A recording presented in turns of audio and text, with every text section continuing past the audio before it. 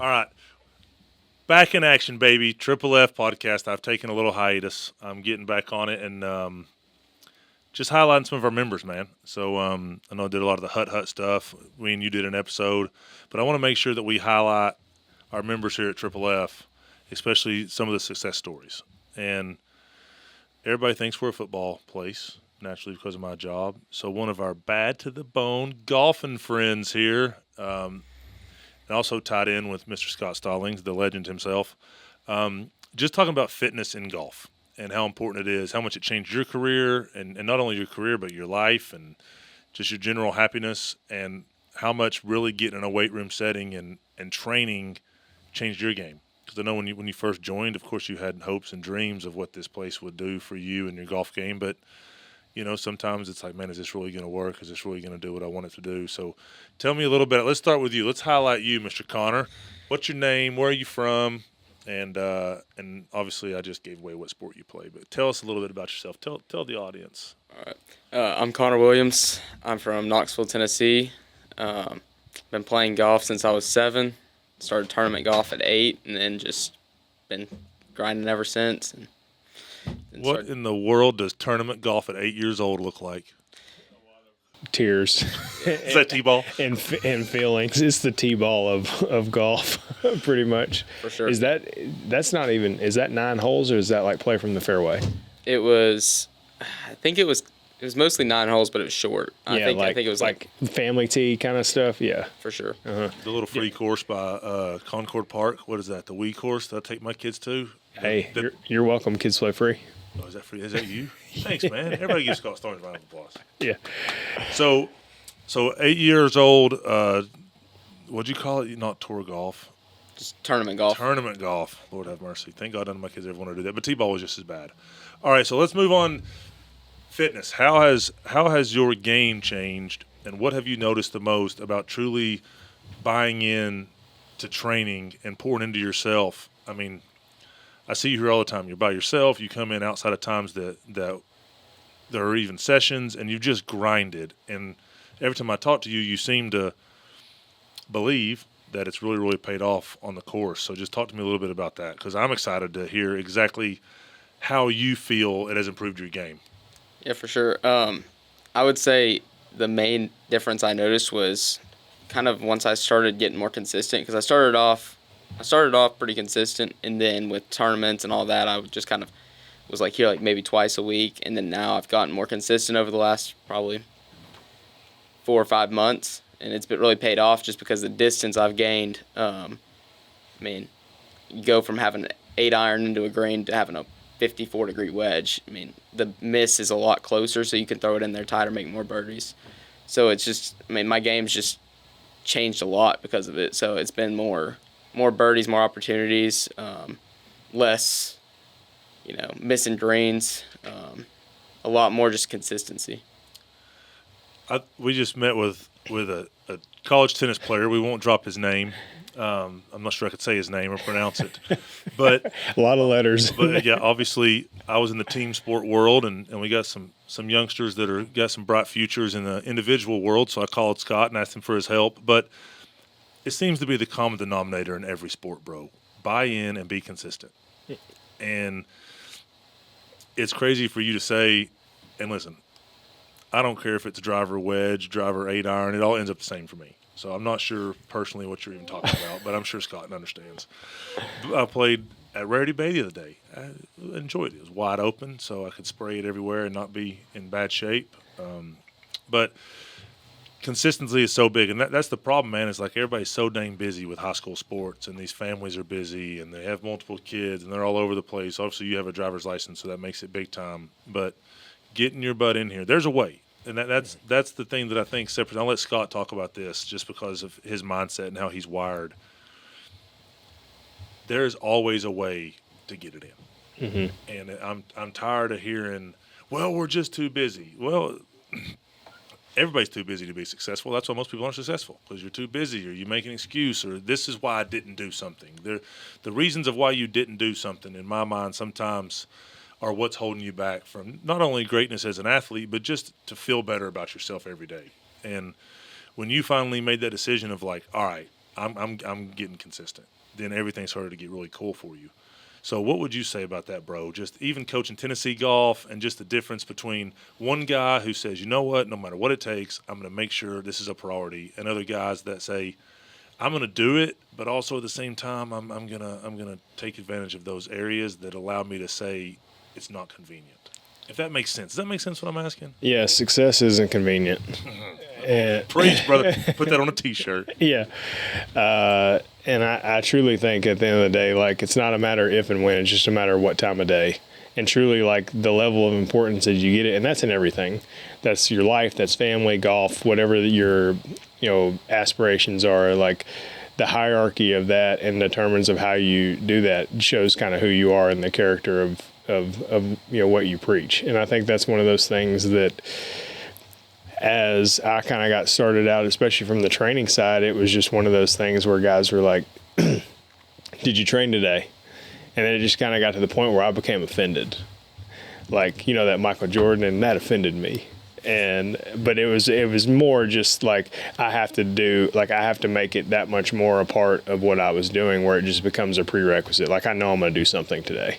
Like, for example, like I told you, I started training those guys in the mornings, and it's been great.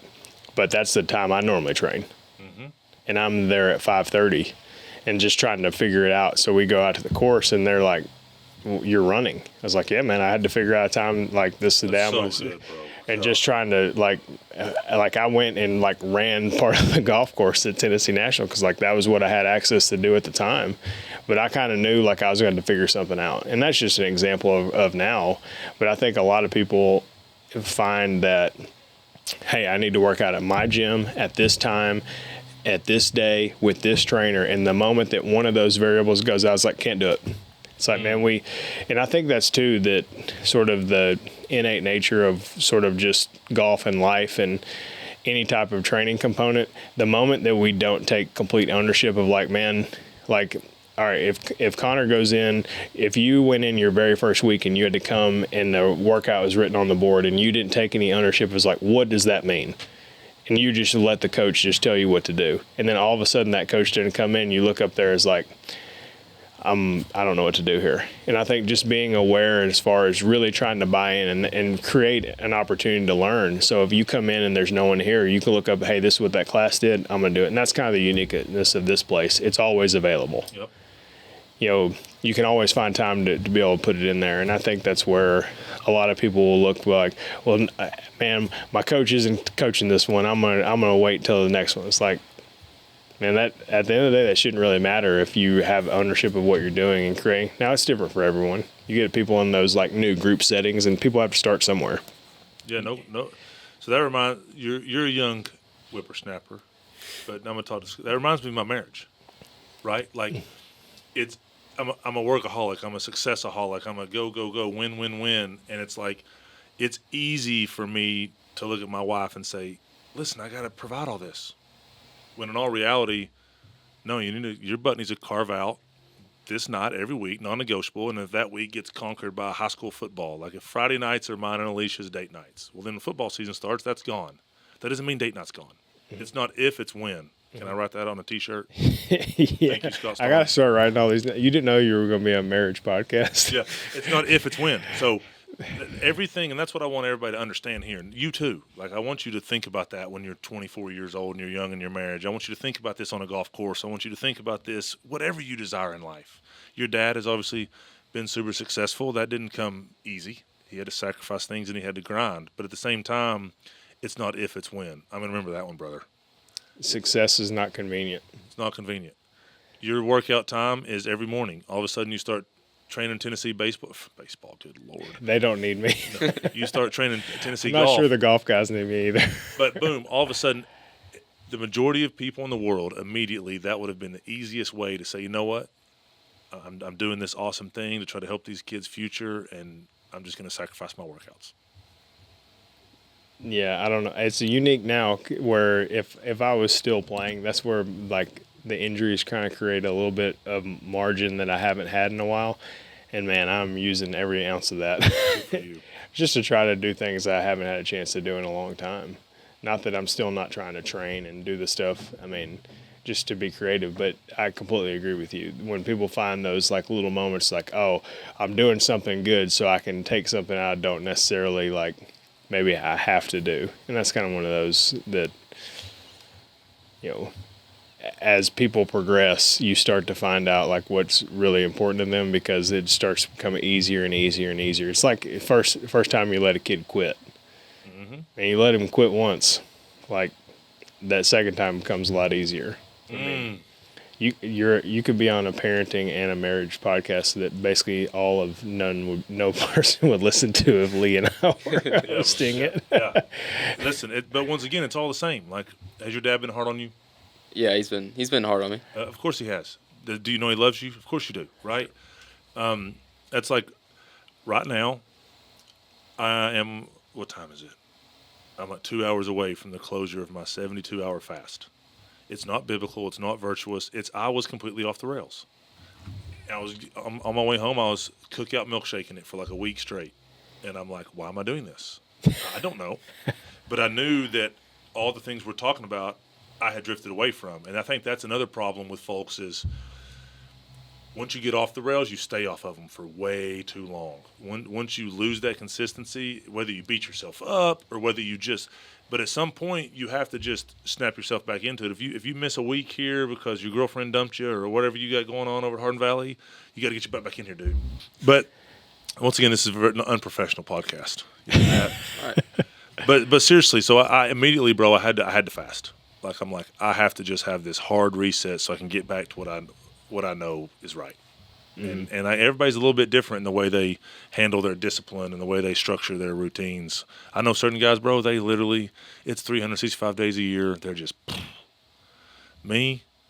Sometimes it's gonna get a little slippery, old buddy. I like my milkshakes. You know what I mean? You like milkshakes? Oh yeah. Oh man. Yeah. See, he doesn't Dangerous. Look at him. He ain't had a milkshake in years. Look at them arms and veins. I have had definitely, like they say, the drug addict doesn't forget where the drugs are. Like I may not use them like I used to, but man, I still know where they are. I do the food review on tour. Ooh. And, man, I can put you in some places where it just like scream diabetes. So what are the best desserts Oh my word! across the pond? Now you're on a food podcast. Yeah. What are the best? Aren't you interested in pro golfers' favorite desserts in I'm other interested. countries? I'm interested. Oh my goodness. To be honest, like, I mean, it's just like little nuanced things. Like we went, kind of unique. We went to England last year and Finn liked sticky toffee pudding from Harry Potter, and so that was our goal to try to find that. And man, like I'd never really had like real. It was pretty awesome, but in the same, I think that what you were saying, like you needed a reset. I think a lot of people struggle to find what theirs is, and like the people like I'm never gonna have a bad day is like, well, you're wrong, and like the people that try, like that kid we were talking to, like he's trying to find all the answers like right now, and he's trying to like throw every ball in the air and catch them all and be like, man, if I drop one, my world's gonna crumble, and I think that's where a lot of people create, especially when it comes to training, they go into like I'm gonna eat. I'm gonna sleep. I'm never gonna eat a bad carbohydrate. I'm never gonna have sugar. Never gonna miss a cardio day, and it's like it's over. Like if that's your mentality going into it, it's like, man, let's work one at a time and start to build and create habits, and then you start to find that reset. Like that, I guarantee that's not the first time you've ever like, man, I need to fast. I need to build myself back in there. It's probably not gonna be the last time you do it either. I assure you both of those are true. 100%. But in the same, like you have enough experience and understanding to know like, man, when I get off, this is what helps me refocus. Mm-hmm. And I think a lot of people, as they start to go into like training culture and understanding like what the best version of themselves look like, I think that helps a lot as far as people to create that, all right, what does a reset look like? And, is it all dietary? Is it mental, spiritual? What does that look like to create that when things feel awry or things are slipping or whatever, they can kind of, hey, this is what I do to kind of get refocused. I go in the woods, I do this, and that for me, that's what I do. And I like to hike, I like to get away, I like to not have my phone, and I kind of use that as a little bit of time and understanding just to kind of put myself back. And after surgery, I didn't really know what that was going to look like. So I just made it a goal that I was going to ruck the entire Greenway in Knoxville. It's 124 miles.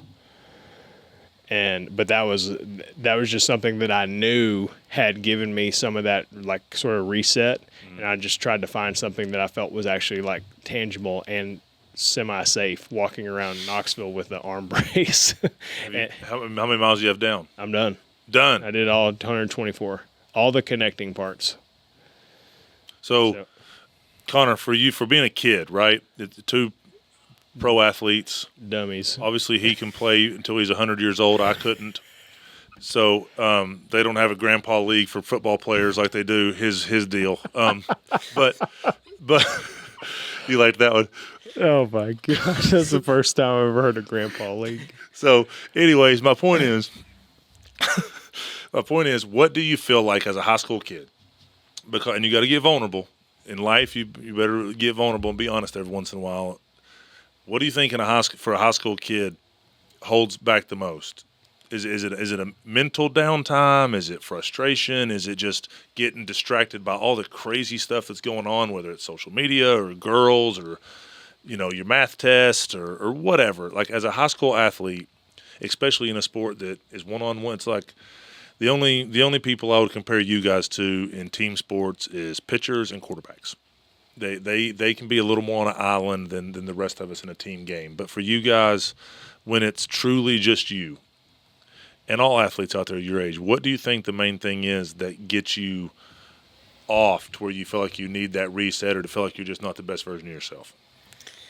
Well, with golf, I mean, you have good rounds and bad rounds. So I would say if you have rough, couple of rounds, it gets you off because you're like, what am I doing wrong? And it gets frustrating because you're trying to figure out what you can improve. And so you can take it two ways. You can go out there and practice and try to fix it, or you can be like, why is this happening to me? And kind of take an excuse and try and it gets you distracted because you're debating on, what's going to happen next round, and you can't worry about that. All you can worry about is the next shot. So you would say that the things that get you potentially off, let's just call it off, is a bad round of golf. I'd say, yeah. Yeah. Bad round of golf, and then social media also, I mean, that gets you off because, it's so easy just to get distracted. Sucked in the rabbit hole. Yeah. We didn't have to deal with that growing up, bro. No, thankfully. Oh, my gosh. I think, though, another thing that I know am around enough junior golf to know that there is the, unrealistic sense of expectation from, especially when you have the transition between high school and college, and then the decision of that is, and you see so many people just wear that every single time, and the thing that they have enjoyed to get them to the point of thinking about playing at the next level or whatever becomes this weight. And it is a huge decision as far as where you continue to play, and then it's all contingency based.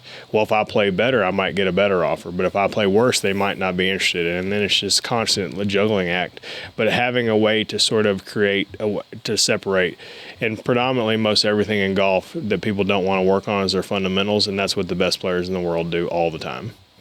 And they showed a video the other day of Scotty Scheffler's warm-up routine. He literally works on his grip, which is one of the most boring things on earth. Imagine you went and practiced your stance. Mm-hmm. Put your your hand in the ground, your feet, and then you didn't actually snap the ball. Yep. That's not we're not going to get a whole lot of views on something like that. But in the simple thing, literally the best player in the world, and he's focusing on this is the process. This is what centers him to get ready to go and play. And the same thing is having a baseline of fundamentals, whether it's in the sport or life or whatever, and the same thing in training, understanding what that looks like. So as things you're not going to take a month off from the gym and come back and try to max a deadlift. You're going to build a baseline of fundamentals again, and you're going to start doing, I'm going to do some body weight. I'm going to do some, lower interval cardio. We're not going to just pick up where we left off. And the same thing, we're a cutter, and then all of a sudden we start playing a pull. It's at some point I got to find where zero is again and recenter with some baseline of knowing where's my ball going to start. And Lee's looking over there what in the world does that mean? I think I know.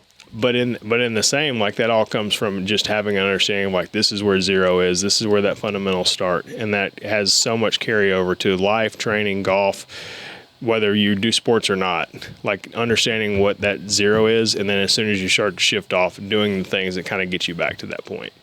Because the moment you can, if you don't have a way to kind of get you back, you can just spin around in circles forever looking for it. Yep. So that's back to the reset conversation. Is how do I get back to zero? How do I get back to the point where it's fundamentals? I'm back on the foundation, and let's rebuild this thing the way I know it needs to be rebuilt. All right, now let's throw Triple F Elite Sports Training a little plug. What do you think? This place is kind of cool. You like it. I like it. Scott kind of likes it. So when you, because I've looked up Chubby Scott online, and it's like it's hard to even believe. My daughter has a picture of us together when she was born, and she didn't know who it was. I mean, it's like when I look at myself sometimes, I'm like, man, this is not the man that like my kids know as their dad. Like with my shirt off, brushing my teeth, and I immediately, that's another fast moment for me. Milkshakes, brush my teeth in the mirror. I'm like, oh my God, my kids are not gonna like respect me anymore. Their dad was a pro athlete all those years. Now I'll get my fat hairy butt in this mirror, and then I'll starve myself for 3 days. That's where I'm at right now, Connor. Back to zero, baby. Anyways, my point is, when you are taking your physical well-being seriously and buying into it's not if, it's when, no matter what, today I have to touch my Bible in some kind of way, and I have to get some physical exercise some kind of way, whether I'm training Tennessee golfers and sprinting down the fairway or whether I'm doing a 2-hour workout in my home gym. Regardless, touch the Bible, touch some type of physical workout every day of my life. How much do you think that changes everything else when it comes to performance? Very much so. I can tell you, like my wife would be the first person to tell you, but also like my caddy of 10 years, we'd come to the course and he could tell like I was like kind of itchy, like, and it's like, man, like, you know, maybe like I didn't manage my time very well early in the day. It's like, man, did you like work out? It's like, no. He's like, well, I'm not going on the course with you like this. Like, this is pointless. Like, go do something. But it just becomes something, and it becomes that outlet. And, you know, where for a long time it was food and, you know, just sort of being just negligent to a lot of different things. Like, I never did like the drugs and alcohol or anything like that. Not saying that there's, you know, I'm any better or any worse, but that I just had other things that I did. And a lot of it was laziness and entitlement based off of how I played. And I put that on a pedestal that if my scores were this, then it didn't really require much else. But at the end of the day, you start getting up to that upper precipice of the best people in the world, you realize that all their scores are good and they're doing all the other things. And then you got to realize, like, man, I got to figure some things out here. And so that where it just started becoming part of not if and when, not if but when, and then sort of just, you know, building into, man, this is just how I do things. And, you know, whether that's in my rehab now with my shoulder or whether that's, you know, as I progress and start hitting again, it'll all start to look the same. What I put into there might be a little bit different, but, you know, the same principle applies. All right, we'll start winding down. Out of this podcast so far, what has been the number one thing? Because it's crazy, man. It's like there's a lot of kids here at the gym. I have 4 kids of my own. Like, you never know. I got a letter yesterday from a former athlete who's playing big-time college football, just thanking me and telling me how much I meant to him. And you never realize how much you're touching people or affecting people's lives when you're just going, serving, working with Tennessee Golf, coming to do my podcast and meet with this kid that I asked you to come meet with, and you got your family. So sometimes I feel like I get sucked into the vortex, and I don't realize maybe how much I might impact this person or that person. I probably take it for granted how much God's blessed me. So I can actually just soak in this moment of what you learned from Scott Stallings, because I'm sure you learned it from him, not me, in this last few minutes here. What's the one thing you took from it that if you could tell every other high school golfer in town or young golfer, heck, college golfers, you know, you're sitting here with a guy that's, you know, the best in the world at what he does.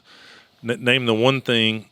It doesn't have to be Triple F related because we're sitting on a Triple F podcast, but what's the one thing that you're going to take from this and like, all right, I'm going to try to make that a priority in my life to become a better player and better athlete?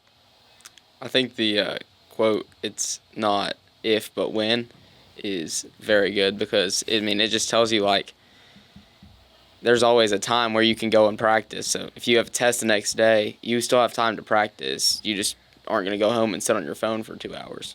You go practice, and then you're going to go and come to the gym either in the morning or late at night. I tend to come in the morning, so I'm here at 5 in the morning most days, Monday through Friday. And that's just kind of what fits me. If I don't get up and do it, it's probably not going to happen.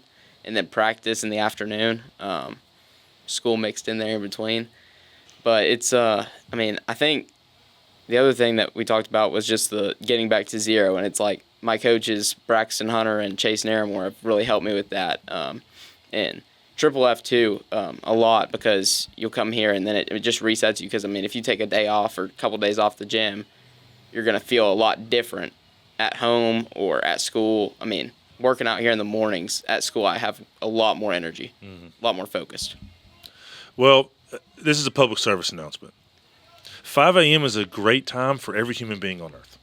Like, I get so tired of everybody talking about how I can't. Yeah, you can. 5 a.m. you can. You dang right you can. Just go to bed earlier. And I promise you, if you get up at 5 a.m. and lift, you're going to be tired earlier than you normally are. No doubt. So it's like, good for you, buddy, because the kids here that make that early morning 6:15 decision, you come even earlier. But the kids that make that decision here are the ones that get the best. They get the best grades. They do the best in school because by 8:30 they've already been up for 3 hours, got a workout in, and they walk into school full of piss and vinegar, excuse my language, and they kick school's butt, seriously. And then you get other kids that roll out of bed and they're speeding to school because they're trying to run into the door before they're tardy. And I'm proud of you, man, for real, because obviously when you first got here I didn't know much about you, besides the fact that my uncle and your dad had worked together for a long, long time. But I'm happy for you, man. It's not if, it's when. I'm still on that. That's fine. I'm always going to tag you. I won't be plagiarism. I won't be plagiarism. I got kicked out of my first ever class at Tennessee for plagiarism. I called Alicia Smith, my now wife, who's my buddy, 17 years, hut. Asked her to write a paper for me, copy and pasted the whole thing off the internet. Turned it in. Every word was highlighted on it. The lady said, "Here you go. Done. Kicked out." It wasn't good. Sorry. I don't know why my mind went there. Kids, don't cheat. Don't plagiarize. I should have never done that. I was 18 years old, and I didn't have Triple F and Scott Stallings in my life. All right, so if you're watching this, take a lesson from me. It's not if, it's when. Don't cheat on tests or papers. Listen to Connor. Get your butt out of bed in the morning and get something done so you can go to school and be full of energy. Because you're right, man. It's so crazy how you feel so much different after you work. Like, I saw, here we go. I'm going to go down a little slow rabbit hole. I'll let you comment on this and then we'll close. The Tennessee shirt looks good. You're looking buff. My daughter said my left arm looks like Diary of a Wimpy Kid. It is a little smaller. But what can you do, bro? She did give me a compliment. She said, "Daddy, you have a Hulk arm and a Diary of a Wimpy Kid arm." And then my wife started doing it, and then I was with Jan today, and he made a comment about how small my arm is. So, does it bother you? Be honest. Well, we were doing like some arm workouts the other day. This is completely beside the point what we were talking about. But it had a 2.5 pound plate and a 40 pound dumbbell, and I was just like, "What is the story here?" That's awesome. You need to get some pictures so you don't forget it. Literally, it was like, "What is happening?" When I broke both my ankles, it was horrible. Like the way my one leg looked compared to the other one. Once again, like you said earlier, the 60-minute games were easy. It's all the other stuff. All the other injuries, stuff. the this moment, and just the patience and trying to figure out what to do with your time that you've never had. Although it's great, and God gave you this time with your family, but you're just so disciplined and locked in, and then all of a sudden you got this going on, the Diary of the Wimpy Kid. It's getting kind of veiny though. It's looking a little buffer probably than it did a couple days ago. Did you do something this morning? I don't know. That 2.5 pound is working me over though. I love that. What was I going to say? It was something important. Last thing for Scott. What were we talking about? Getting up. You were going down a slow rabbit hole, and I was going to comment, and then we were going to be done. Slow rabbit hole. Get up in the morning. Plagiarism. Yep. This is what happens when you get hit in the head a lot, Connor. Stick to golf. I have no idea what I was going to ask. Literally, it was something important. Lee and I have sat beside each other at church. Oh, no. Legitimately, seat to seat. Shout out to Shoreline Church, Jason Hayes. He asked me yesterday what church I go to. We have sat beside each other in the building.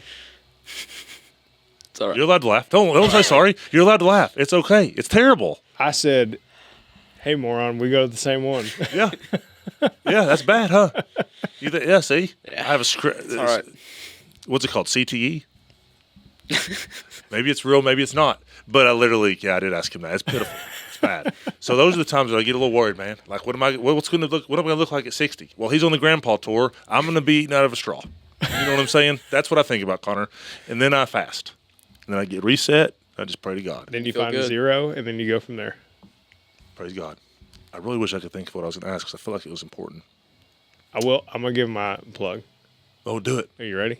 Yes. I do think places like this, and I understand not everyone lives in Knoxville, and hopefully more people listen to this or whatever, but finding people that are further down the road than you are and then coming alongside them and asking how they got there. And this is a place that does that.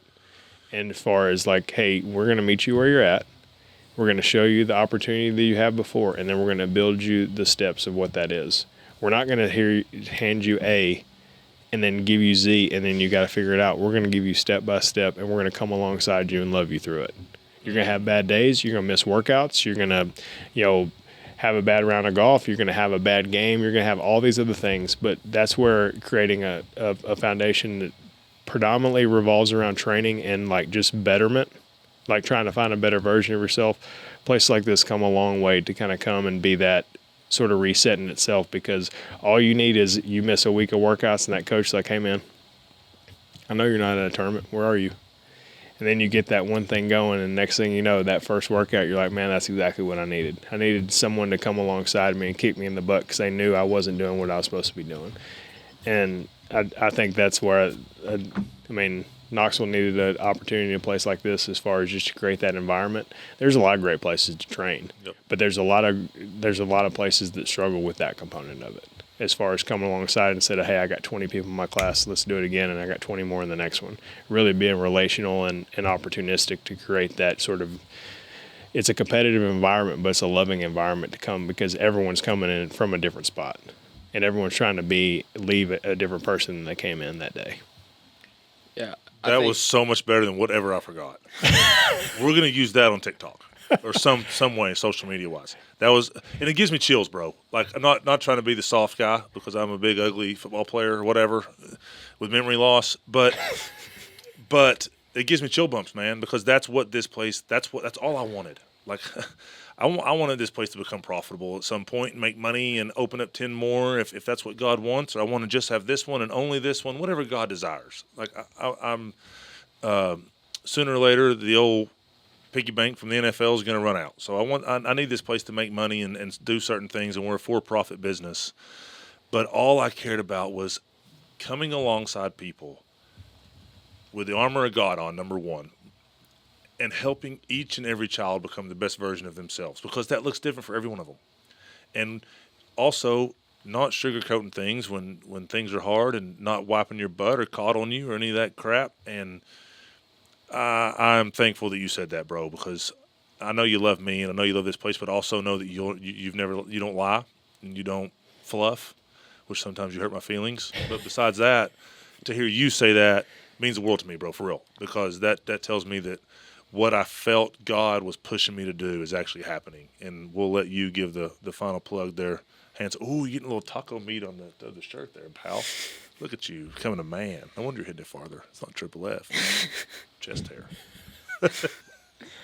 I mean, I'd say what Scott said about the relationship here is exactly true. I mean, I can text Rich or you or Kevin anytime, and I'll get a response, and it's helpful, and it's what you need, because, if you're working on something outside of even just in class, if you're working on something different, trying to get better. For example, right now I've been starting to get into more cardio and starting running again, and I've been able to text Rich and be like, this was my mile time today. This is my mile time today.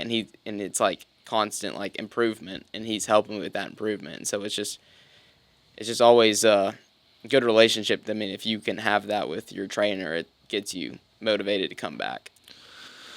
Well, you're family, buddy. Coach Rich is the best in the biz.